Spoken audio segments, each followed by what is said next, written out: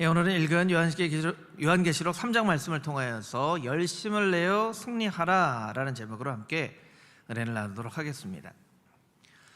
회사는 한 해가 마무리되는 이맘때쯤에는 손익계산서라는 것을 냅니다. 손익계산서는 회사의 한 해 이익과 손실을 기록하는 문서이죠. 그래서 열심히 뛸 때는 사실 뭘 잘했는지 뭘 잘못했는지 잘 모릅니다. 그런데 열심히 뛰고 난 이후에는 한 해 내가 이걸 좀 잘했구나, 내가 한 해 이걸 좀 잘 못했구나, 특별히 잘한 부분보다 잘 못한 부분들을 냉철하게 반성을 해야 이런 부분들을 못해서 손실이 났구나, 이런 부분들을 더 잘했으면 손실이 없었을 텐데, 때로는 어떤 판단과 결정을 잘못해서 큰 손실을 낼 경우에는 뼈저리게, 여러분, 뼈저린다는 말이 진짜 뼈가 저리는 거예요. 뼈저리게 다시는 이와 같은 잘못을 저지르지 말아야지 라고 결심을 하는 그런 손익계산서를 내게 됩니다. 제가 좋아하는 TV 프로그램이 하나 있는데요, 최강야구라는 프로그램을 제가 좋아해요. 은퇴한 프로야구 선수들이 이제 고등학교 선수들, 대학교 선수들, 어떻게 보면 요새는 아마추어 야구를 텔레비전에서 방송을 안 해요. 아마추어 야구도 격려하고 또 은퇴한 선수들도 반갑게 보는 그런 최강야구라는 프로그램에 보면, 감독인 김성근 감독이 이제 시합을 할 뿐만 아니라 시합 후에도 선수들하고 이런저런 이야기를 하는데, 제가 김성근 감독이 한 얘기가 마음에 탁 와서 박힌 이야기가 있어요. 이런 이야기인데, 야구라는 경기는 어떤 경기냐면 후회를 관리하는 경기이다, 그런 얘기를 하더라고요. 후회를 관리하는 경기이다. 3할 때 타자는요, 잘 치는 타자거든요. 잘 치는 타자예요. 3할이라는 의미는 10번 타석에 들어서면 3번밖에 못 쳤다는 거예요. 7번을 죽었다는 거예요. 3할 때 타자가 잘 치는 타자라고 사람들이 이야기하는 것은요, 7번 아웃된, 7번 죽은 그것을 열심히 생각하고 내가 왜 그랬을까 하면서 그 실패를 딛고 일어섰기 때문에 훌륭한 타자라고 이야기를 하는 거예요. 그 야구를 보면요, 프로야구 경기에서 한 10년 이상 뛴 그런 선수들, 그리고 한때는 한국 최고의 타자라고 불렸던 그런 선수들이요, 연습을 해요. 여러분, 그런 사람 연습 필요할까요? 아니, 프로야구 선수가 되는 것도 어려운데 프로야구에서 최고의 선수로 은퇴를 했어요. 그럼 눈 감고도 치지 않을까요? 눈 감고도? 그런 선수도 처음 야구를 시작한 사람처럼 또다시 연습하고 또다시 뛰고 또다시 수비 연습하고 늘 계속 연습을 해요. 그 모습이 우리의 인생 가운데 참 배워야 될 부분이구나. 우리는 실수를 하고도 그 실수를 냉철하게 바라보지 못하기 때문에 또 다른 실수를 합니다. 또다시 실수를 해요. 또다시 잘못을 하고, 그리고 한 해가 지나면 내년엔 이렇게 살지 말아야지 하는데 또다시 반복해서 실수를 한단 말이에요. 그러니까 2024년의 마지막 주일인 오늘만큼은 한 해 동안의 손익계산서를 꼼꼼하게 따져보고, 무엇보다 내 영적인 손실이 무엇인가, 내가 한 해 동안 영적으로 뭘 잘못했는가를 좀 반성하는 주일이 되어야 되는 것 같아요. 내 영적인 타율은 몇 할인가? 3할 때 타자인가? 4할 때 타자인가?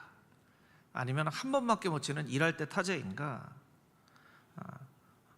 우리가 반성하는 시간이 별로 없잖아요. 냉철하게 자신을 바라볼 수 있는 시간이 별로 없잖아요. 그리고 오늘만큼은 조금 냉철하게 자기 자신을 좀 바라보면 좋을 것 같아요. 그래서 오늘 본문의 말씀, 라오디게아 교회는요, 아시아의 7교회 중에 유일하게 칭찬이 없는 그런 교회예요. 무슨 얘기입니까? 오늘 설교에는 칭찬이 없다는 얘기예요, 여러분. 벌써부터 막 긴장을 하시네요. 오늘 라오디게아 교회를 통해서 내가 좀 나 자신의 모습을 바라보며 반성해야 될 부분들이 어떤 부분이 있는가, 그렇게 좀 한번 영적인 손익계산서를 따져볼 수 있게 되기를 바랍니다. 14절에서 17절까지 있는 말씀입니다. 우리 한 목소리를 같이 읽겠습니다. 라오디게아 교회의 사자에게 편지하라. 아멘이시요 충성되고 참된 증인이시요 하나님의 창조의 근본이신 이가 이르시되 내가 내 행위를 아노니 내가 차지도 아니하고 뜨겁지도 아니하도다. 내가 차든지 뜨겁든지 하기를 원하노라. 내가 이같이 미지근하여 뜨겁지도 아니하고 차지도 아니하니 내 입에서 너를 토하여 버리리라. 아멘. 라오디게아 교회는 라오디게아라는 도시에 세워진 교회이죠.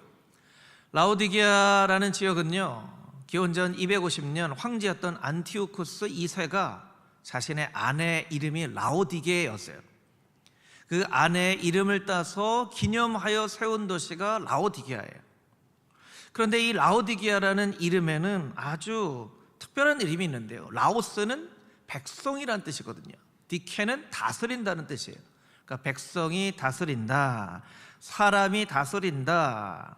오늘날로 말하면 민주주의를 이야기하는 디모크라시라고 하는 말에 어근이 될 것 같은 그런 도시의 이름이에요. 그런데 이것은 그 당시에는 굉장히 아주 획기적인 충격적인 도시의 이름입니다. 왜냐하면 그 당시에 모든 도시는 다 황제가 다스리는 도시였기 때문에 그래요. 그런데 이 도시는 백성이 다스리는 도시, 사람이 다스리는 도시라고 이름이 붙여진 거예요. 지도를 좀 보여주시면, 우리가 사실은 터키, 오늘날 터키죠, 소아시아 지도를 봐도 잘 모릅니다. 그런데 지도를 보여드리는 이유는 왼쪽 하단에 있는 에베소 교회가 7교회의 중심되는 교회예요. 이 에베소를 중심으로 이제 7개의 지역에 있는 교회가 때로는 각자의 역할대로, 때로는 한 몸처럼 그렇게 연합회를, 금호종합교회가 서울로에 아는 성동시 차례에 있는 것처럼 그런 이제 의미를 가지고 있는 그런 소아시아의 7교회였다라는 것이죠. 오른쪽에 아래 라오디게아가 있죠. 라오디게아는 땅이 굉장히 비옥한 곳이었다고 합니다. 그러니까 무엇을 씨를 뿌려도 잘 자라는, 지도를 내려주셔도 되겠습니다. 그리고 여러분들이 보시는 것처럼 약간 내륙 지역이 있기 때문에 실크로드의 중심지에 있는 그런 도시였대요. 그러니까 무역이 발달하죠.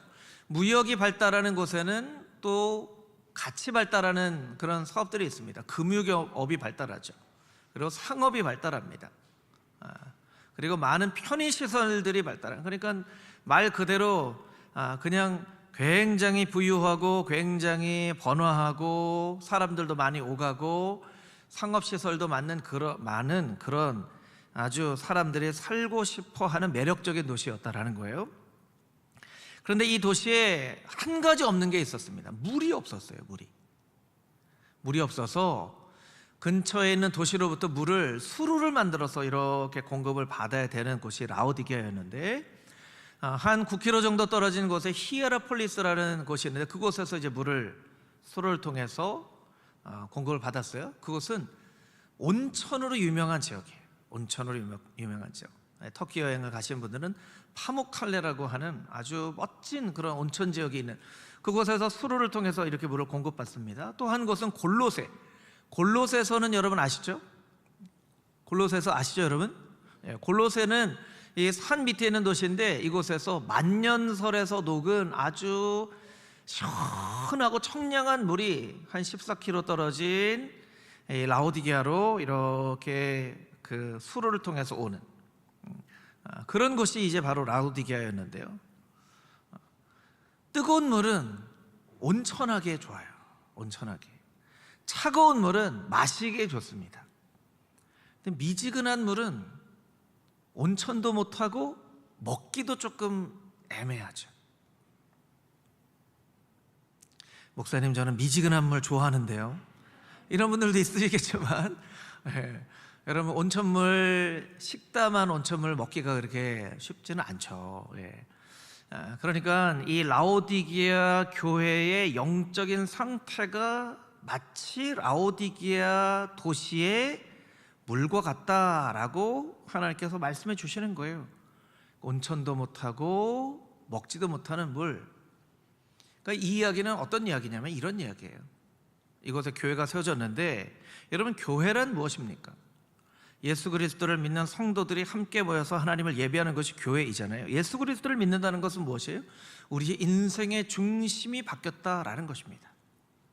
저를 따라서 같이 한번 해볼까요? 신앙은 인생의 중심이 바뀌어지는 것이다. 여러분, 신앙은 인생의 중심이 바뀌어지는 거예요. 내가 인생의 중심이었는데 이제 예수님이 내 인생의 중심이 되십니다. 하나님이 내 인생의 중심이 되십니다 하는 것이 바로 신앙이에요. 신앙이에요. 그런데 그런 교회 안에 라오디게아라는 이름이 가지고 있었던 것처럼 사람이 다스리는, 그러니까 하나님이 다스리는 신앙인이 되어야 되는데, 하나님이 다스리는 교회가 되어야 되는데, 교회 안에도 여전히 세상적인 가치, 자기 자신의 판단, 이런 것들이 가득한 교회가 되어져서 교회도 아니고 세상이 아닌 어정쩡한 그런 교회가 되어진 거예요. 그냥 정말 세상적인 가치를 쫓아 살려면 세상적인 가치를 쫓아 살고, 신앙을 믿으려면 제대로 믿어서 하나님께서 기뻐하시는 교회가 되어야 되는데, 이건 세상에도 어울리지 못하고 하나님도 기뻐하시지 않는 교회라는 이름을 가지고 있지만 여전히 세상적인 가치, 내가 주인이 되어서 신앙생활을 하고 있는 이런 모습을 하나님께서 책망하시되, 너희들이 꼭 라오디게아에는 물 같구나, 미지근하여서 아무짝에도 쓸모없는. 여러분, 본문의 말씀 뭐라고 말씀하시죠? 토하여 버리리라. 성경에서 표현한 표현 중에 아마 가장 강한 표현 중에 하나인 것 같아요. 토하여 버리리라. 너는 아무짝에도 쓸모가 없구나. 교회라는 이름을 가지고 있지만 교회다운 모습이 없지 않느냐. 그렇다고 세상으로 가서 세상에도 적응하지 못하고 어떻게 그렇게 미지근한 물처럼 살아가느냐라고 책망을 하시는 거예요. 여러분은 신앙인으로서 하나님 중심으로, 예수님 중심으로, 성경의 말씀대로 열심을 내어서 신앙생활을 2024년 한 해 동안 열심히 하셨습니까? 한번 우리의 모습을 돌아볼 필요가 있다라는 것이죠. 저도 설교를 준비하면서 한 해 동안 했던 설교를 이렇게 첫째 날부터 이렇게 쭉 좀 돌아보니까요, 제가 무슨 생각이 들었냐면요, 참 할 필요가 없는 설교들을 참 많이 했다, 이런 생각을 했어요. 할 필요가 없는 설교들을 왜 이렇게 많이 했을까? 뭐 예를 들면 이런 거예요. 여러분, 예배 잘 드리십시오, 말씀 열심히 읽으십시오, 헌금 정직하게 잘 하십시오, 봉사하십시오, 이런 거 할 필요가 없는 설교예요. 왜냐하면 당연한 일 아닙니까? 이런 말씀 읽는 거 당연한 일 아닙니까? 열심히 말씀을 읽으신 거 너무나 귀해요. 너무나 귀해요. 그런데 말씀을 안 읽으신 분들은요, 분명히 하나님이 신명기 8장 3절 말씀에 여호와의 입에서 나오는 모든 말씀으로 살 것이라고 이야기하셨는데, 여러분 한 해 동안 어떻게 사셨어요? 말씀도 안 읽고. 육의 양식, 밥 안 먹고 사시는 분, 여기 밥 안 먹고 사시는 분, 저는 1년 동안 밥 한 끼도 안 먹었습니다 하는 분 없으시죠? 육의 사람이 밥을 먹는 건 당연한 일이죠. 당신은 어떻게 밥을 먹습니까? 깜짝 놀랄 일이군요. 밥을 드시다니요. 이렇게 하지 않잖아요. 영의 사람도 마찬가지예요. 영의 사람도 하나님 말씀 먹어야 삽니다. 근데 참 제가 좀 걱정이에요.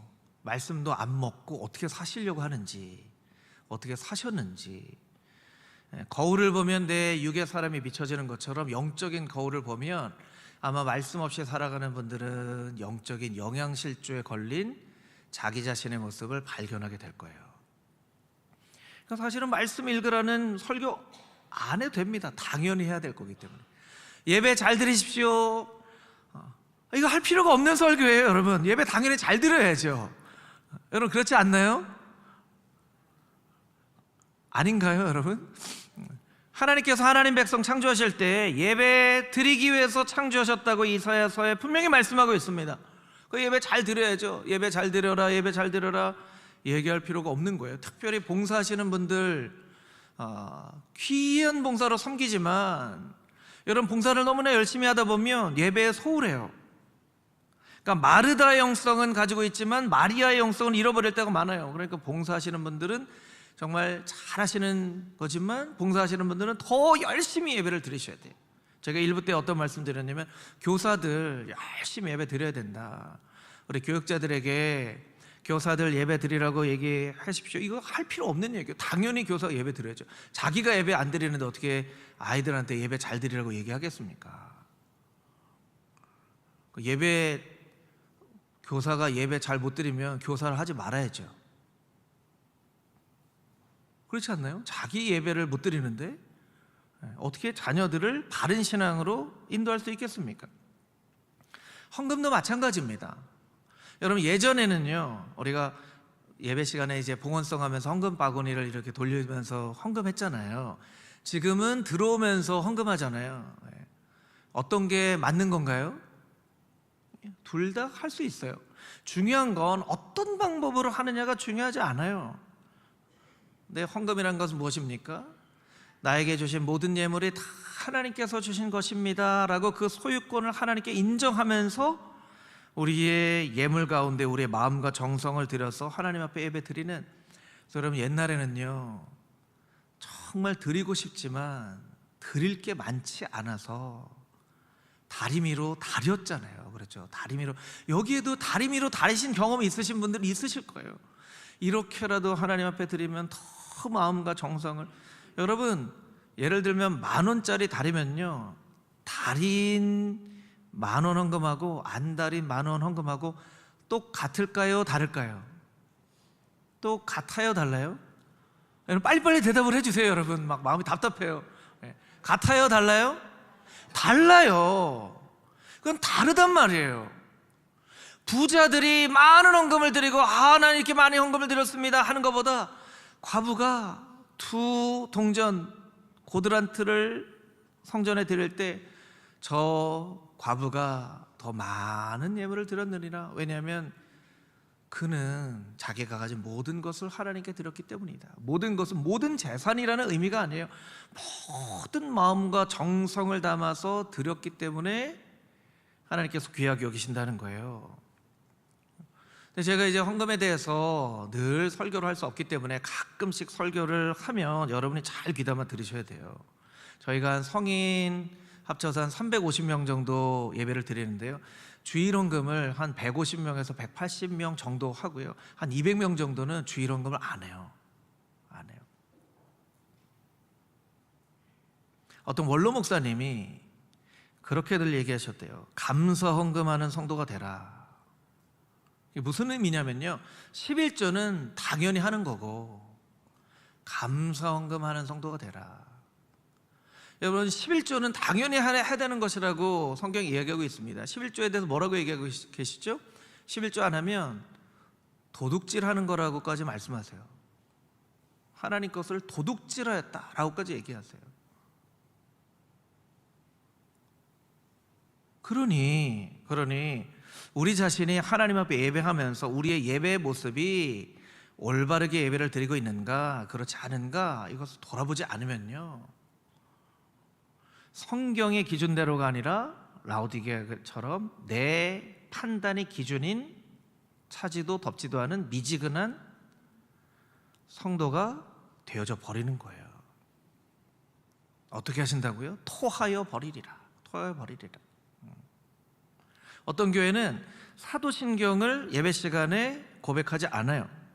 여러분, 사도신경은 뭐 예배 시간에 할 수도 있고 하지 않을 수도 있습니다. 그거는 이제 담임 목사의 목회 철학이나 당회의 결정에 따라서 할 수도 있고 하지 않을 수도 있어요. 예배 순서로 넣지 않을 수도 있어요. 그런데 그렇게 하다 보니까요, 자녀들이 사도신경을 몰라요. 그러니까 청년들이 돼도 사도신경이 뭔 줄을 몰라요. 여러분, 사도신경은 초대교회로부터 우리의 신앙에 성경에 기록되지 않은 모든 신앙의 고백을 담아서 한 문장으로 이것이 내가 믿는 바입니다라고 고백하는 너무나도 중요한 신앙의 고백이에요.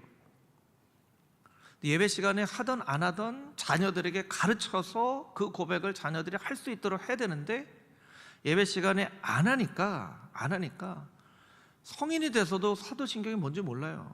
헌금도 마찬가지입니다. 우리 성인들은 그래도 제가 이렇게 설명을 드리면 아유 내가 헌금을 좀 잘 해야 되겠구나, 아유 내가 잘 못했구나 하는데요, 자녀들은요 잘 몰라요. 유아유치부, 아동부, 청소년부 아이들이 교회 오면 하나님 저에게 지혜를 주셔서 감사합니다, 학교 다닐 수 있도록 기회 주시고 좋은 엄마 아빠 만나서 이렇게 살 수 있는, 살아 숨쉬는 것이 감사합니다, 이렇게 기도하면서 예배드리는 애들이 몇 명이나 되겠어요 여러분? 이런 애들은 칭찬해 줘야죠. 그냥 오면 그냥 애들 쫓아서 노느라고 바쁘죠. 그러니까 아이들이 이제 헌금이 뭔지 몰라요. 그러면 부모들이 정신을 차리고 교사들이 정신을 차리고 자녀들에게 그 예배의 의미들을 가르쳐 줘야 되는 거예요. 자연스럽게 배우겠지. 예전에는 자연스럽게 배웠어요, 교회 안에서. 근데 이제는 의지를 가지고 의도적으로 교육해야 되는 그런 때가 되었어요. 봉사도 마찬가지입니다. 여러분, 봉사는 성경에서 뭐라고 말씀하고 있습니까? 그리스도를 섬기는 것이라고 이야기를 합니다. 예수님을 섬기는 것이라고. 그러니까 여러분, 여러분들 가운데에도 봉사할 수 있는 분들,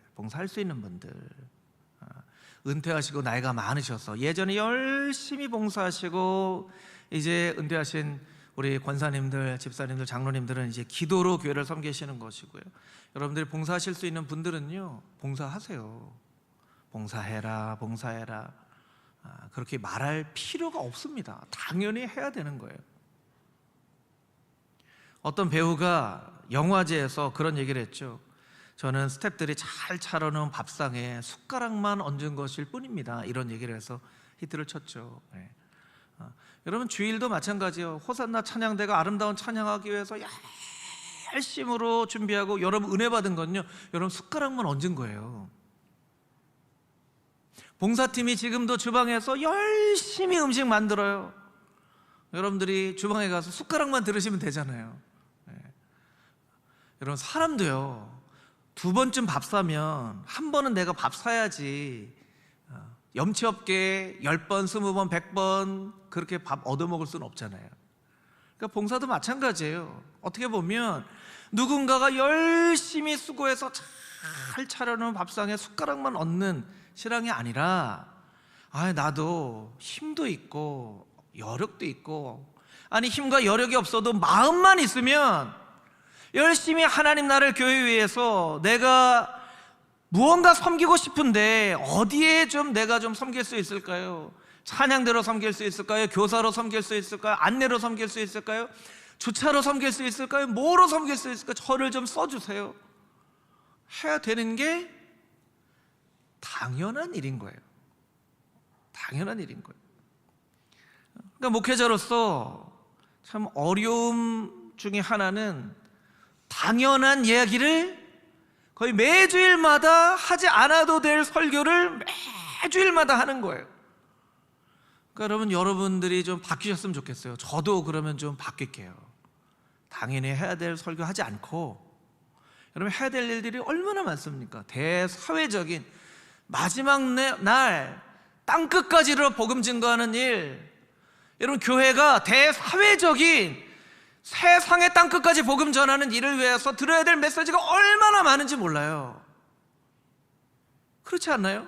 여러분, 교회가 예전에는 교회 내부적으로만이 아니라 대사회적으로 빛과 소금이 되는 역할을 감당하는 교회가 되어졌어요. 그런데 이제는 교회가 그런 역할들을 이제 못합니다. 왜 못합니까? 그냥 성도들 챙기기에도 힘들어요. 성도들 챙기기에도 힘드니까 그런 역할들을 못하는 거예요. 막 뛰어야 밖에 나가서 경기도 하고 하는데 이제 걸음만처럼 아장아장 걷고 있으니 언제까지 이런 교회 모습을 돼야 할지 우리가 스스로를 반성하고 내 자신의 잘못된 부분들을 스스로 고쳐나가지 않으면 여러분, 교회는 바뀌지 않습니다. 설교는 바뀔 수가 없어요. 여러분들 한 해를 잘 돌아보세요.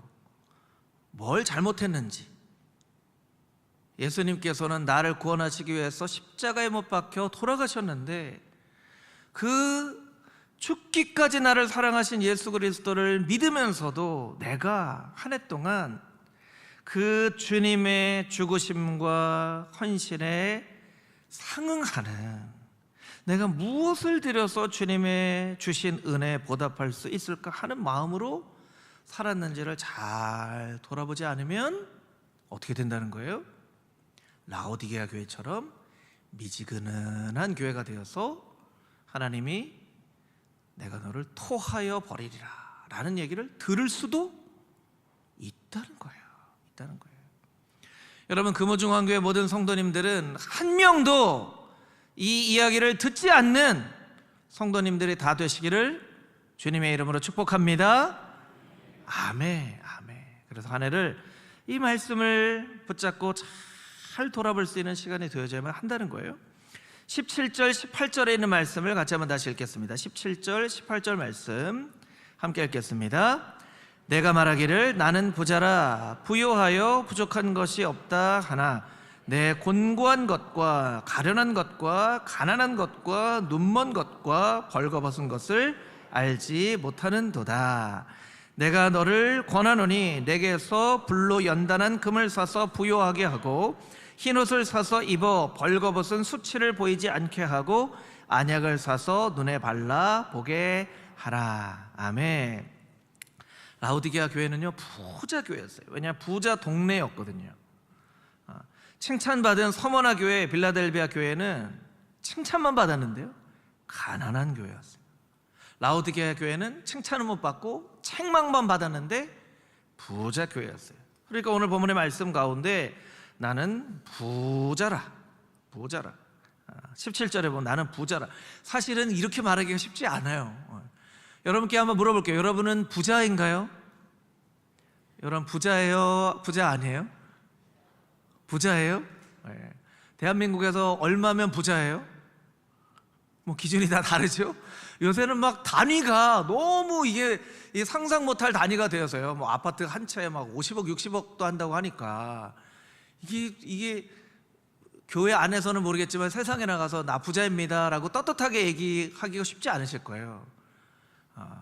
실제로 부자인데도 난 부자예요 말하기가 쉽지 않은데, 여러분 라오디게아 교회는 얼마나 부자였기에 이렇게 떳떳하게 내가 좀 부자입니다, 이게 얼마나 부자면 이렇게 얘기할 수 있을까요?